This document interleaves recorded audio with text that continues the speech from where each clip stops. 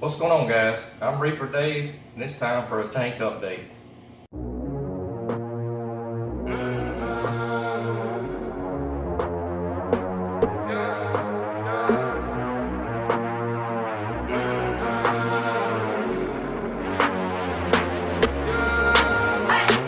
So since the last tank update and the little episode with the Flame Angel, things are mostly going good.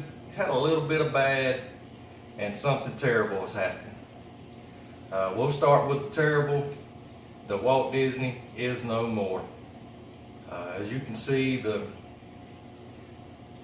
tissue necrosis, where it was stripping at, continued to get worse. I tried to do everything I could to save it. I clipped the top part of it, trying to save a little frag and put it up. Took the rest of it, tried to super glue where it was stripping at, tried to save the rest of it, put it in a different spot, and it still continued to get worse. 2 days later, it was completely wiped. So the most expensive core I've ever bought is gone. Up next is a little good and a little bad together. The aching is recovering nicely. It's starting to pull more colors out. It's puffed up really good, but when I moved the rock work around, it did release some nutrients in the tank as I expected. I've always had a little bit of bubble algae in the tank, but it exploded when this happened, so there's a good bit to it. There's also some hair algae in the tank, so we'll jump in and check that out. So as you can see, most of the hair algae is concentrated right there on the back glass. Those snails are fuzzy looking. There's not that much on the rock work. There's some down on this top rock on those frags. It's going away already. I could scrape it off the back glass and manually remove it, but I'm just going to let it do its own thing. The other day, the Bacillopora was pissed off. Not really sure why this has happened. If anybody knows, drop a comment below, let me know. Everything else in the tank looked fine. This green and the purple Bacillopora were just mad this particular day. The next day they were opened up and back to normal. Never really videoed the top down. I hardly ever turn my wave makers off. I feed the tank with them on, so I turned them off, took the time to take a video. It's pretty interesting. Things look a lot different from the top view. You can really see how full this little small tank is. I really don't have much room in it. You can also see why I have problems with the flow in the tank.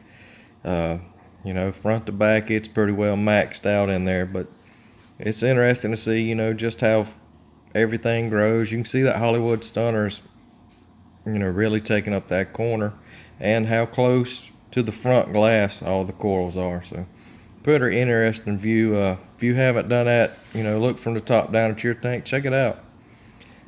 Here's another one. I don't care how long you've been reef keeping, this never gets old. This is a hammer coral, my clownfish. Just cool, thought I'd throw it in there. I like it.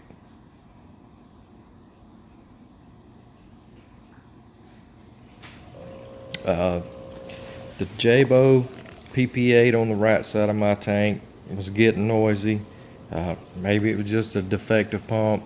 The other side, you couldn't hear it all.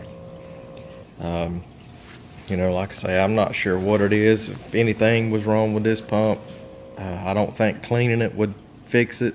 So luckily I had a spare pump and swapped it out, and it is dead silent now. So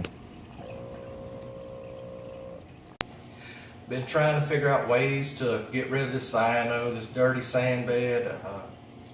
Just keep looking over and over, and the common thing on all that I kept reading was you needed more water flow to get rid of it. And obviously I didn't need more water flow. I've got 2 pretty strong pumps for this small of a tank. I just needed better flow. The 55 gallons really narrow. It's hard to get the flow right. So I went to looking and trying to find a program for the Apex to run my wave makers better. Google searched it. found a thread on the Neptune forums. Basically, I just read over this, copied all the programming from this link. Somebody else had done all the work, which is usually what happens with the Apex. If you've got an idea, someone else has probably already done it and perfected it or found the issues with it. So that's just one of the great things about an Apex is there's so many people doing it and so many creative people that I really didn't have to do anything but copy and paste what somebody else had already done. I'm just throwing this out, so I don't want to take credit for it, but basically I'm running 4 crest modes. I've set up a bunch of timers on virtual outlets. Basically each pump runs one of those crest modes, and it just creates better, more random flow, and the cyano in the dirty sand bed is starting to get better. I've also been looking at ways to raise the pH. Just wanted it up a little bit. It was in the high 7.8, 7.9 range at night, and usually around 8.2, maybe 8 high 8.1s during the day. Just wanted up a little bit higher than that. Looked at opening the door, that didn't really help. Open the window didn't really help. I run my air conditioner all the time in South Georgia because it's hot. So I didn't want to leave the window open. Was looking at running a line outside to my skimmer, and that just seemed like more work than what I wanted to do. So I turned on the ceiling fan in the room. Surprisingly, that made a difference. Brought it up to around 8 at night and mid 8.3s during the day. So brought a little over 1/10 of a point on all ranges. So that worked out good for me. So if you're looking to raise your pH, turn a fan on, try that out. So checking out the tank on the right side, you can see how close to the glass that Hollywood Stunner is. I don't know if I want to cut it or let it try to grow up that right side. It looks kind of ugly on the bottom side, but whatever. Purple Bacillopore is starting to get some white growth tips. Red Digi growing, green Bacillopore doing its thing like it always does. That bird of paradise, bird's nest, continuing to look good. The hair algae is going away. Other than the Walt Disney, the rest of the frags are doing good. That bubblegum Digi's starting to grow vertical, so happy with that. That Millie, that green and pink one, got some hair algae, but it's recovering nicely from, it hadn't done good in a while. This bird's nest up front is continuing to get bigger and bigger. It's getting closer to the front glass.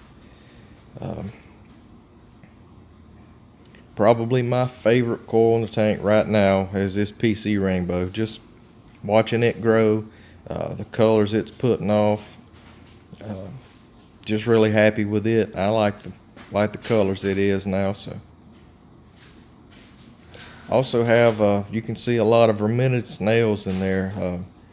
I don't know, a lot of people consider them pests. Some people think they're just filter feeders. What do you think? I really don't have a problem with them, but they are quite a few in my tank, so I'm not really sure if I want to tackle that just yet. Get some bumblebee snails or just leave it alone. These coils up here are doing good. The torch is not quite as big as what it was. The more flow has kind of got it smaller. It's still very large, taking up a lot of real estate in the tank. So the rest of my euphyllia over here is doing really good. That frog spawn on the left is probably doing the best with the water flow change. It seems to be really happy now. But the others are doing great. My acans and this big polyp blasto are doing good down here. Everything's doing well. Alright guys, so that's it for this tank update. Thanks for watching. If you like this video, hit that thumbs up button.